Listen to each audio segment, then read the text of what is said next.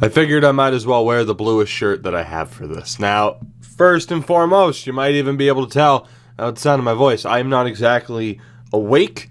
Leading up to Wednesday, I couldn't really sleep. I got like 3 hours of sleep total. It was brutal. I was just far too amped up and anxious for Game 7.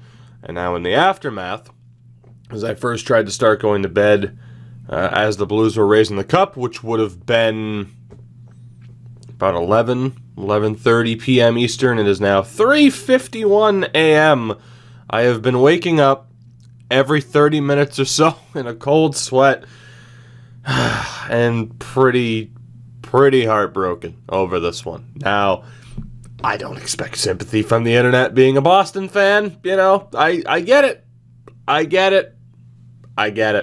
It's the same reason why I'm rooting for the Raptors against Golden State. You want something different, right?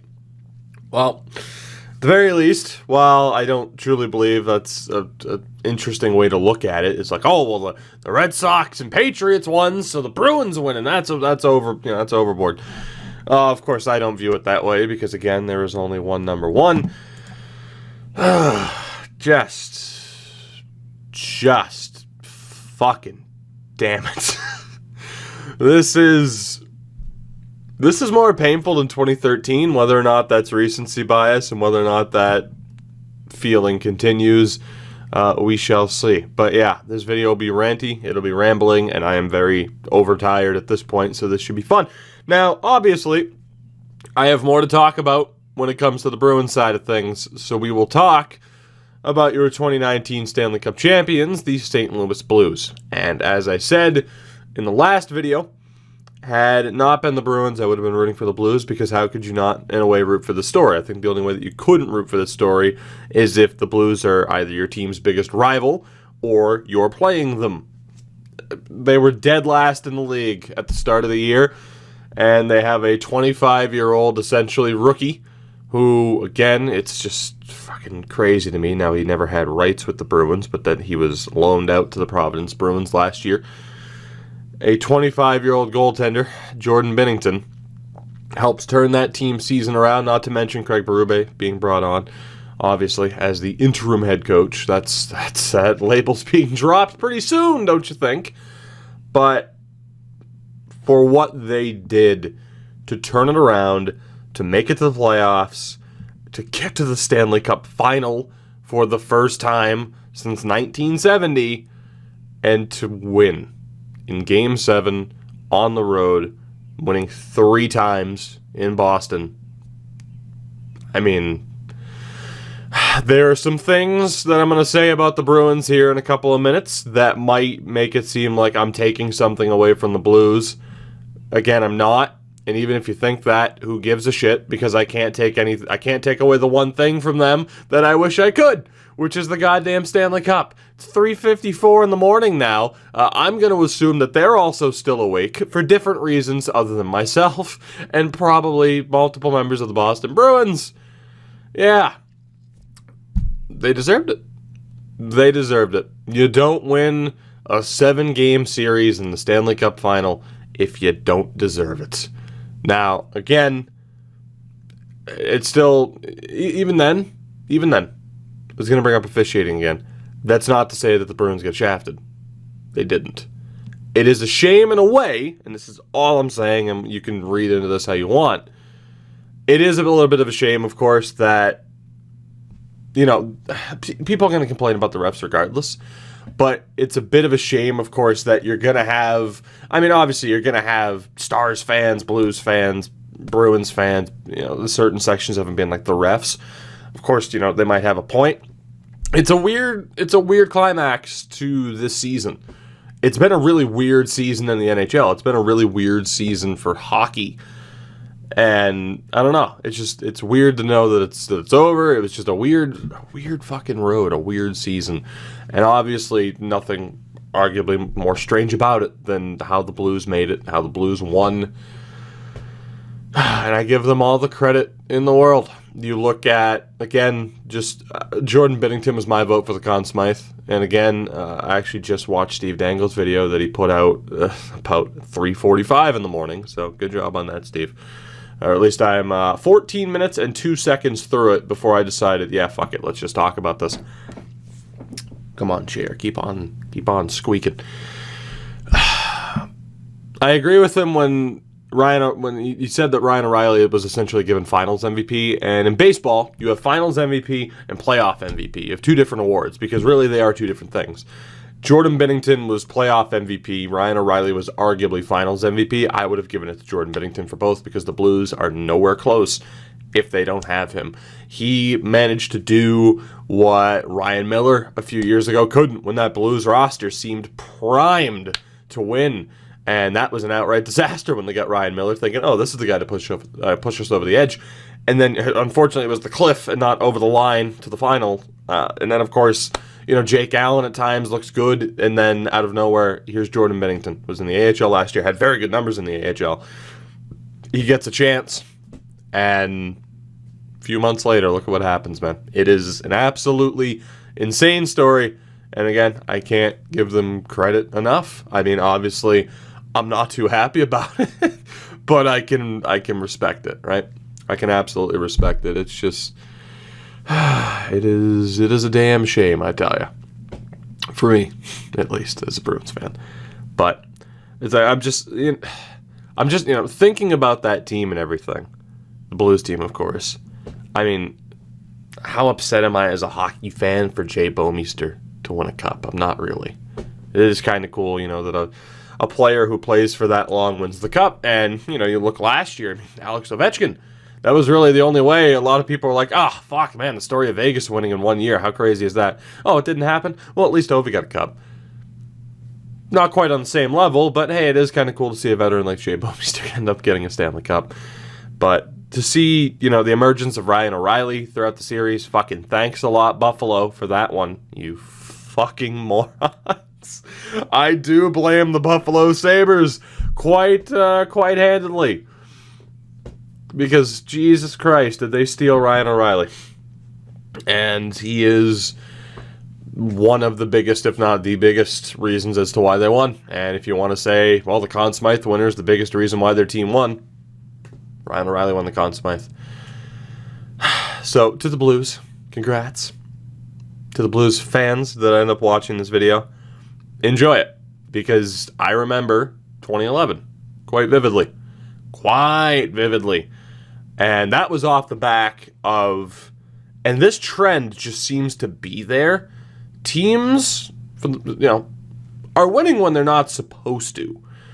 With the exception of Chicago winning 3, Pittsburgh winning back-to-back, throughout this decade, for the most part, we've had teams win when they weren't necessarily expected to.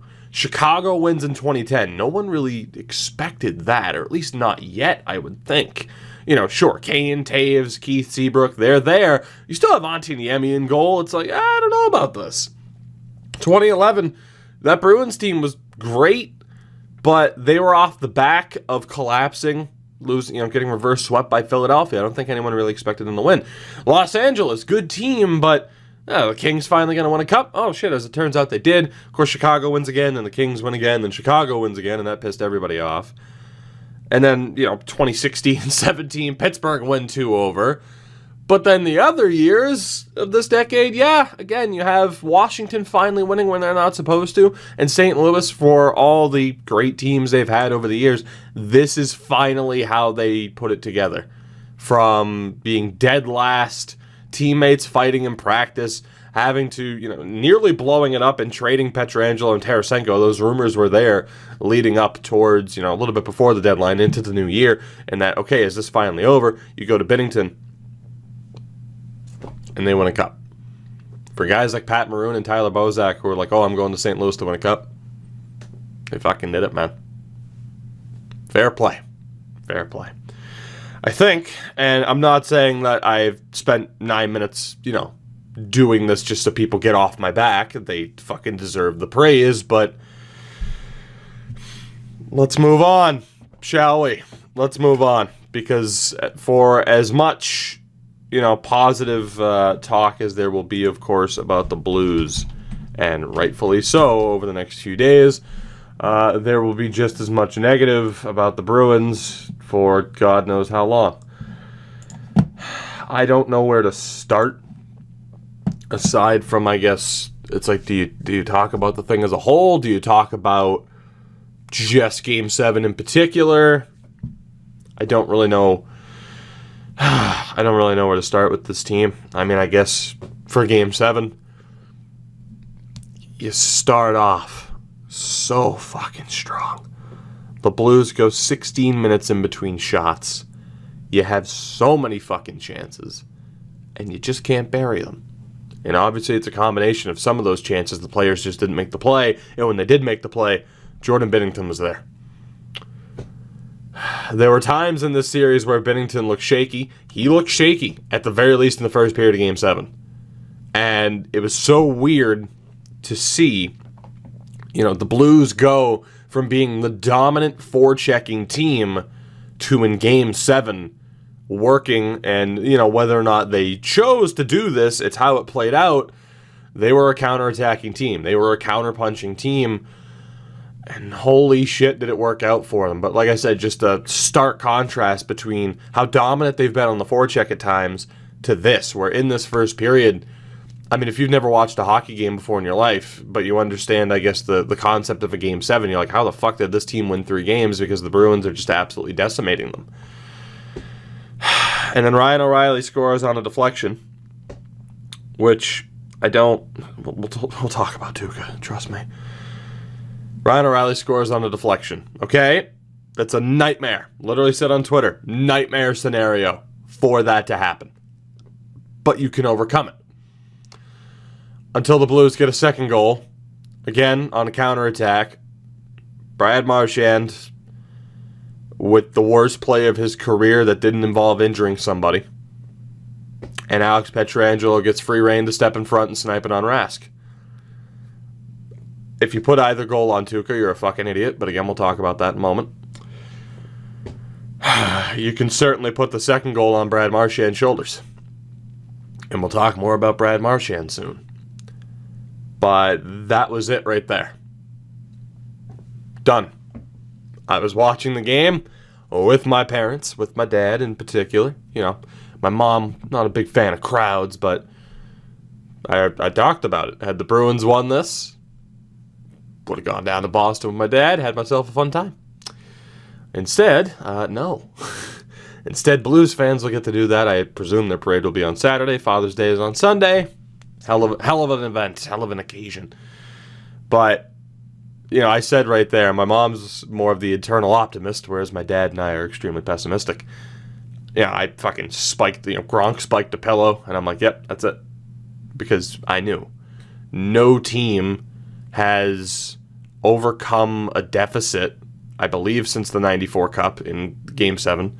If not later than that, it might have been like 86 or something like that, since a team who has trailed has come back to even tie the game, let alone win. And knowing that St. Louis defense, obviously, they were just going to go all-out defense, and they did. In the second period, the Blues had a little bit more offense, but it was obviously defense first. And in the third period, it was defense first, and the counterpunching still worked. The Bruins are getting pressure. You have to go for it. Blues get 2 goals. Of course, Matt Grzelcyk gets one back. I didn't even see the goal. I was just scrolling through Twitter, trying to pretend that what was happening on my screen wasn't happening, because it is fair to say that the Bruins collapsed. That's one of those statements I was talking about where people might say, oh, well, you're not giving the Blues proper enough credit. I talked about how great they were for 10 minutes. I feel like that's giving them some credit at least. The Bruins collapsed, and I think that's why this feels worse than 2013, and I've seen this sentiment shared online already. In 2013, you were facing a team that both teams had won a cup in the past couple of seasons, of course, but it still felt like in 2013, and I don't know, maybe this is a fucking Boston fan projecting the underdog spirits onto a team that didn't really have it, but especially with hindsight, 2013 happens, and the Bruins lost to a team that won 3 cups in 6 years. Who knows? Maybe St. Louis ends up winning again, and then this loss doesn't feel as bad. But I mean, how can you feel any other way other than the Bruins collapsed if you're a Bruins fan and that they let this one get away from them? Because they did. They did. And again, that doesn't take away from Jordan Binnington, because a big part of it is, again, when the Bruins were on point, Binnington was up to the task. But they had so many fucking chances in this Game 7. And you could argue, earlier parts in the series. Now, if I'm going to talk about players, I want to talk about Tuukka Rask first. And I'm looking at the roster when I look over to my left. You know what, here, I'm actually going to move it so I can look a little bit more down the middle. When talking about the roster, I want to talk about Tuukka Rask first, because I mentioned in the Game 6 video how badly I wanted him to win. Because for as much shit that, Toronto sports media gets or New York sports media gets, there is something special about Boston sports media when a team doesn't win, as to where you have to blame somebody and you tear that fucker down until there's nothing left to tear down. And that really started with Bill Buckner in '86. Oh, the bullpen was fucking abysmal for the Red Sox in that 7-game series against the Mets. No. Buckner's fault. Fuck that guy. And Bill Buckner, fucking God rest his soul, just passed away last month. For the next 33 years, all he was associated with, all he was associated with was, you cost us a World Series, you fucking blew it, and we had to wait another 18 years to win. For 33 years of his fucking life, he had to deal with that shit. And I'm not saying it's going to be as bad for Rask, because I don't know if it can get worse than that. But, again, I talked about it last time. He's not Tim Thomas. And the Bruins have lost in consecutive Cup finals now, where he was the goaltender. Does it matter how good he was in 2013 leading up to the Cup final? Does it matter how good or bad he was in that series? Nope. 17 seconds. Fuck you, Tuukka. That's the argument that you hear from Boston sports media and that you have heard for the past 6 years. And now this run, where I think at the very least it was going into Game 7, the numbers might be lower, maybe this is the final number. Tuukka Rask had a .938 save percentage, at least leading up to Game 6. Maybe including Game 7 as well. I don't know if that number was adjusted. He had a .938 save percentage. But you lost Game 7. You gave up 2 goals on 4 shots. Fuck you, Tuukka. It started immediately. First intermission. And it started. Mainly because I think a lot of people knew, okay, that second goal was such a fucking backbreaker. This was the only way for Tuukka Rask to avoid this fucking nightmare situation of these mongrels in Boston sports media. And, say what you want about the fucking common man on Twitter. I'm fucking one of them. I don't think that's going to get to someone as much. But when you have to hear it in the media constantly, there's really no way to avoid it. This was his one way to fucking just get that monkey off his back, push us all behind him. And really, in my opinion, due to no fault of his own, that's over and done with. He still has to deal with that. It's not going away. And even if he wins 1, well, you still lost 2. So, unless the Bruins somehow pull a fucking run, that resembles what the Patriots have done, and they just keep getting back to finals, the Tuukka could end up with, 3 cups. 2 as a starter, and it doesn't matter, you still lost 2. And it sucks. It absolutely sucks. Because he went on an amazing run this postseason. And there were times this season where he was outdueled by Jaroslav Halak, to the point where people were saying Halak should have been the starter. And he goes on this amazing run, and he's going to get no fucking credit from a large portion of people. And it fucking sucks. And in a way, I talked about teams getting to the final when, maybe it didn't really feel like they should have. I don't think I know this season I didn't expect the Bruins to make it to the final. Obviously you have the emergence of guys like Connor Clifton that really helped kind of push this team along, the acquisition of Mojo and Charlie Coyle. And, I think Bruins fans felt the same way that Leafs fans did. How could you not throughout the regular season? This is our championship. Whoever wins the Boston-Toronto series, more than likely, you're probably going to lose to Tampa, but maybe you can put up a good fight. Boston outlasts Toronto. Sorry, Leafs fans, it's a fact. Just like the Blues winning the Cup is a fact. And magically, Toronto loses. But then the Bruins have to come up against the Giant Killers, beat them in 6, sweep the Carolina Hurricanes, and it's like, oh, fuck, you're in the final. And, again, it's just there's too much negativity already attached to it. So, fucking A, man. For Tuukka Rask, it fucking blows. Defensively, I don't really know if there's anyone to point out in particular as having necessarily a bad game. I mean, you can break down the plays and be like, okay, this is whose fault it is for the goals. Overall, I mean, it's tough to say, oh, his defense played well, but I mean, they did lose in Game 7 in a final.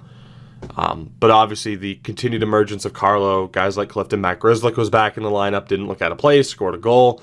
I was honestly surprised to see him. I thought Torrey Krug had a great postseason.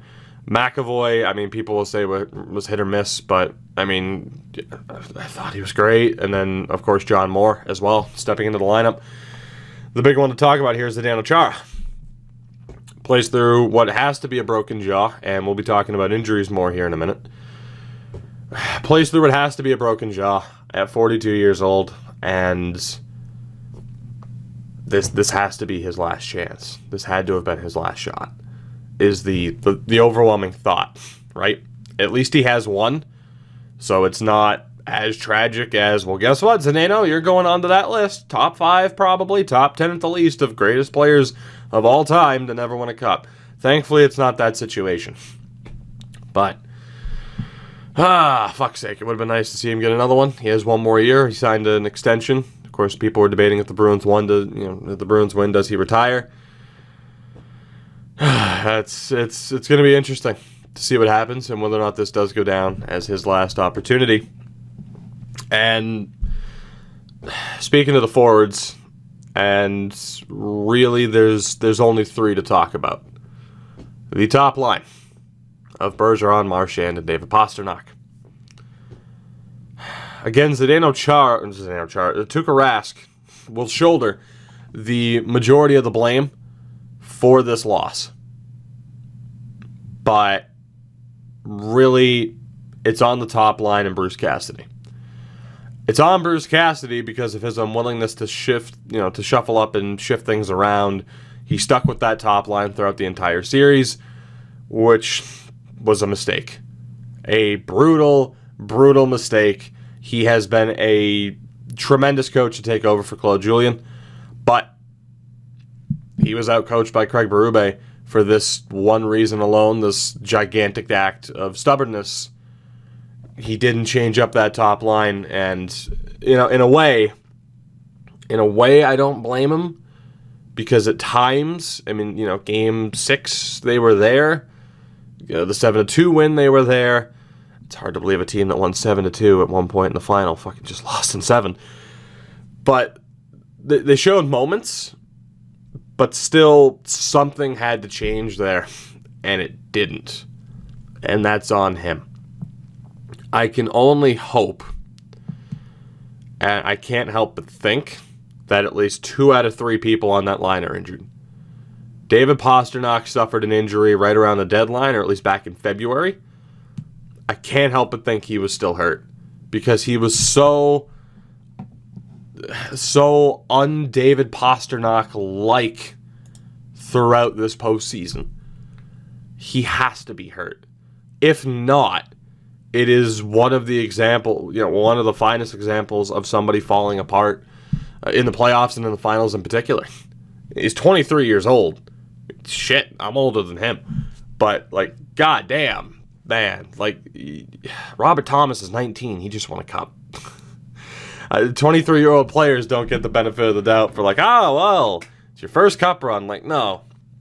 If David Pastrnak isn't hurt, he's one of the main reasons why the Bruins lost, because he was off his game to an absolutely horrific extent. Brad Marchand. Now, obviously, the big thing about Brad Marchand, of course, Sportsnet cameras caught him crying. It's fine. It's fine. I get it. It's fine. Enjoy it. Enjoy it. I get it. The rat shed tears. It's a wonderful moment. I get it. But he has to be hurt as well. There's no way. There was the concern, injured in practice. How hurt is he? He's hurt. He fucking has to be. Because aside from the opening goal of Game 6, he was not the same player. He led the Bruins in scoring. He was over a point a game, or at least at a point a game. I think he had 23 in 22 games. At least when I last looked. He has to be hurt. And for Patrice Bergeron, I have no idea. I can assume he was hurt. By the way, I just noticed the notes on this. It's actually a fucking JonTron shirt. But yeah, pretty fitting for the Blues to win, I guess, to be rocking this shirt. Like I said, it's the bluest shirt that I own. The early reports of just the devastating, obviously a team loses the Game 7, especially at home, for the Stanley Cup Final. Obviously the, words of, here's the list of players who are just fucking devastated. Even someone like Jake DeBrusk, who only scored 4 goals this postseason. I mean, it comes down to, okay, who was hurt and who underperformed. We don't yet know. I can only make assumptions that Pastrnak and Marchand were hurt because they were, the reports were there for someone like Jake DeBrusk. Even David Krejci, that second line, they looked a little bit better with Kuhlman in Game 6 at least. Kuhlman, it's not that Kuhlman and Krejci had bad Game 7s, but the top line for the Bruins in particular did not do enough. Whether or not you can blame injuries for that, we don't know yet. Those, the injuries, the word about the injuries will come out soon. I don't expect that Patrice Bergeron was playing with a hole in his lung, not a punctured lung. But, there are obvious injuries there aside from Zdeno Chara having a broken jaw. And then again, it just comes down to who was playing hurt, how hurt were you, and who underperformed. And, it can be one and the same. You underperformed because you were hurt, or you just flat out underperformed. But yeah, no, it's just those are the overwhelming thoughts right now. Is that Tuukka Rask is going to continue to get an unfair amount of shit thrown his way, and the top line, but the top 6 in general, just did not do enough. And I actually want to see. I'm not even going to make a jump cut here. It's fucking 4:18 in the morning. I don't give a shit. Let's see. Okay, so hockey reference still doesn't have the updated numbers for Game 7, but that's okay. I mean, you look in this final, and the numbers, they're not great. We'll say David Krejci had 1 point in 6 games. 1 point in 6 games. After one of his better seasons. Is he hurt or did he underperform? Regardless, the result is the same. Danton Heinen had 1 point in 6 games, and he played so well when he was with Bergeron and Marchand, but for whatever reason, that change wasn't made by Bruce Cassidy. Charlie McAvoy only had 1 point. Marcus Johansson had 2 points in 6 games. I mean, it's tough, man. In fairness to Jake DeBrusk, he had 4 points in 6 games. I don't believe he had a point tonight. So obviously you'd think it'd be 4 points in 7 games. But only 1 goal from Jake DeBrusk. You need a little bit more. Same for Patrice Bergeron. Had 4 points in 6 games leading up to Game 7. Only had 1 goal. Pastrnak, 4 points in 6 games, 2 goals. But you need a little bit more than that. I mean, Ryan O'Reilly had 5 goals in the final. Tarasenko had 3 goals. You want more than 2 goals from David Pastrnak. Charlie Coyle had 4 points heading into the final. Marchand had 5 points. It's obviously the big talk of it is the top line underperformed a bit. I mean, obviously, Marchand having 5 points in 7 games, pretty good. 2 goals, you'd kind of want a little bit more. But obviously the talk, too, is just the ineffectiveness that they had at 5-on-5 and not being able to capitalize on their chances. But, it's also not what you expect to see. Torrey Krug had 6 points in 6 games. Corrali had 5 points in 6 games leading up to Game 7. You don't expect to see, I mean, maybe you do, but you kind of hope that a defenseman isn't your leading scorer. It's just kind of a hope that you have. It's just, again, from the frustrations with Rask, the disappointment in the top line, the overall disappointment in knowing that, this is what it is. It will pass. Hell, I'm feeling a little bit better just having been like, all right, fuck it, let's talk about this, because I've seen, teams lose before. I've seen the Bruins lose in the final before. I've seen the Patriots lose 3 times in the goddamn Super Bowl. I am aware of this feeling, and I can certainly cope better with it than I could, at different points in the past 10 years. It still sucks. Still sucks, let me tell you. But, it's just the better team won. That's what it is. It's like I can't sit here and do the refs or the Blues are dirty headhunters or all this. There were certainly moments in this final that nobody can deny, of course, for both sides. Even though I thought Braden Shen, again, in the first period, I can't help but wonder, he did leave his feet on a hit, and had it ended up being a headshot, what would have happened? Could have been interesting. Could have had a more happy result for me. But again, the Blues are the better team. They deserve to win. You don't win a 7-game series if you aren't the better team. Jordan Binnington was lights out in Game 7, and like I said, the Blues picture perfect counterpunching in this game. It was almost soccer-esque for, a team to just turtle up and go for it. And it fucking worked. Like I said, for them to have almost a completely different strategy, whether or not that was in part because the Bruins came to play, whether or not that was self-imposed. But it worked, man. It worked. And there's going to be a lot more to talk about with this over the next few days, the next few weeks, the next few months, and the next few years. But I don't know. Obvious disappointment. But like I said, been here before. It still sucks though. I'm trying to remember if there was anything else I wanted to bring up, but I think that pretty much covers it. Like I said, just hopefully I can fucking go to bed now. Now that I've gotten a lot of this off my chest and just been like, all right, let's process this. Let's go through it. It sucks.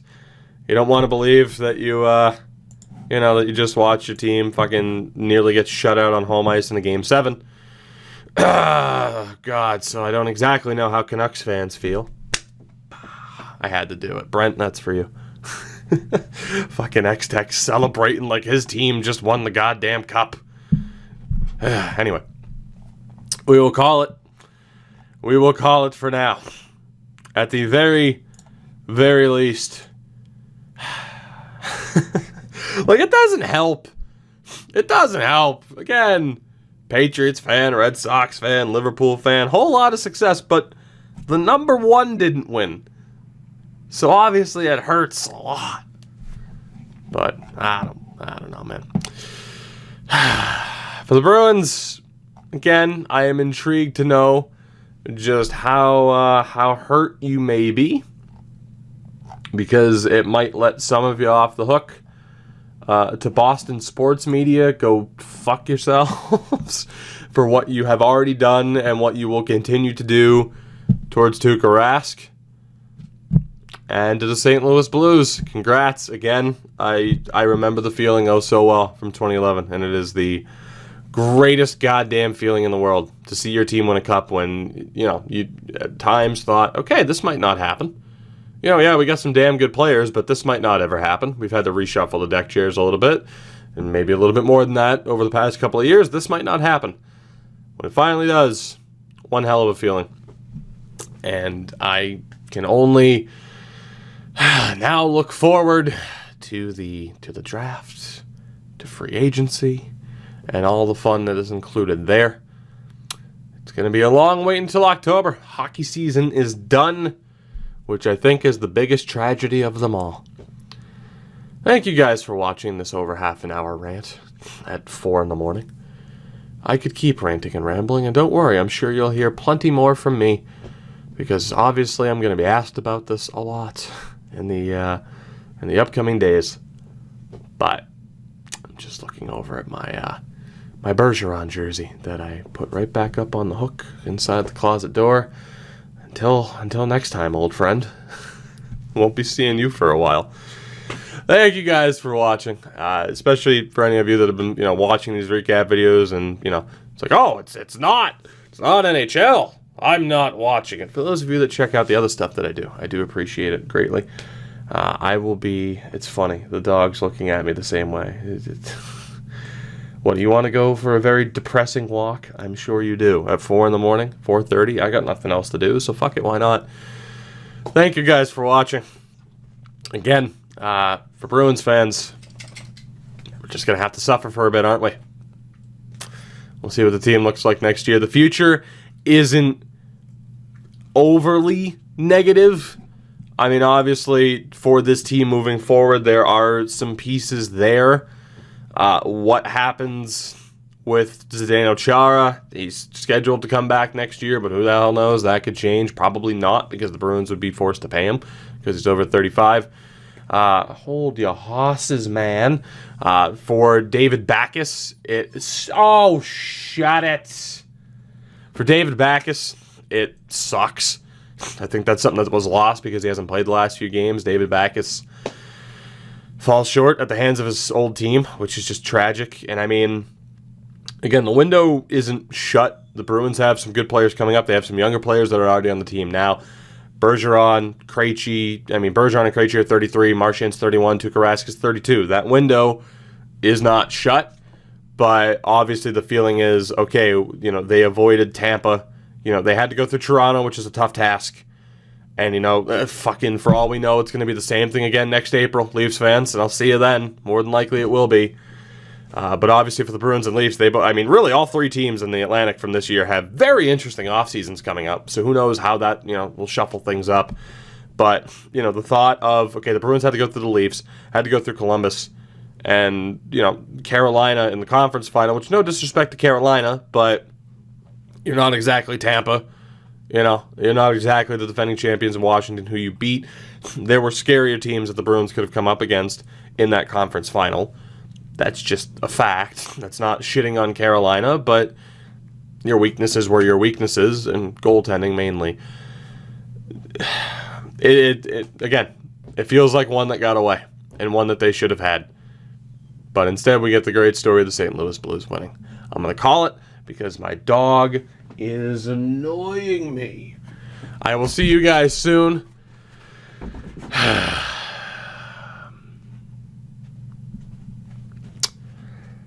Play Gloria. Because you should.